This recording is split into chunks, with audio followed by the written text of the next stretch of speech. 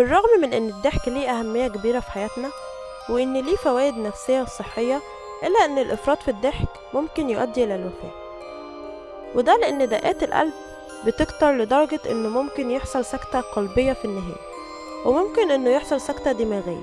تعالوا نبدأ بأول واحد وهو خريسيوس، فيلسوف إغريقي مشهور جدا، عاش من سنة 280 إلى 260 قبل الميلاد. كان ليه نظريات كتيرة زي النظريات في الفلسفة والمنطق والفيزياء والدين والرياضيات.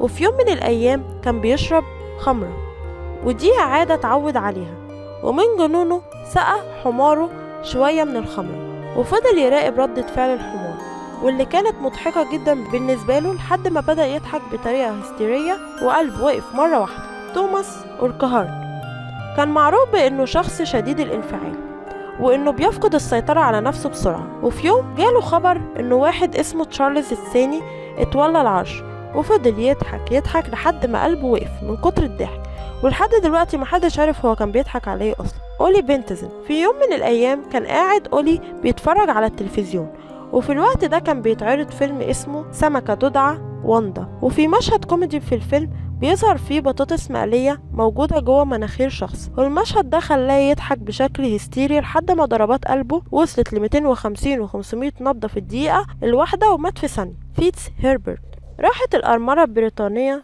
فيتس إلى دار الأوبرا علشان تشوف عرض من العروض، وفي مشهد من المشاهد فضلت تضحك عليه لدرجة إنها ما كانتش عارفة توقف نفسها من الضحك، وده تسبب في إحراج كل اللي معاها، واعتذروا للجمهور وأخدوها وخرجوا بره، وبرضه ما وقفتش ضحك، وودوها لبيتها ولقوها تاني يوم ميتة من كتر الضحك. أليكس ميتشل، سنة 1975 كان أليكس بيتفرج على واحدة من حلقات المسلسل الكوميدي ذا جودز، ودخل في نوبة ضحك قوية استمرت لنص ساعة انتهت بوفاته. والغريب ان زوجته كتبت رسالة شكر لفريق المسلسل وقالت لهم فيها: شكرا انكم خليتوا اخر ساعات حياة زوجي تنتهي بالسعادة. زيوكس كان من اشهر الرسامين في عصره، وفي يوم جات لي امرأة عجوز طلبت منه انه يرسمها على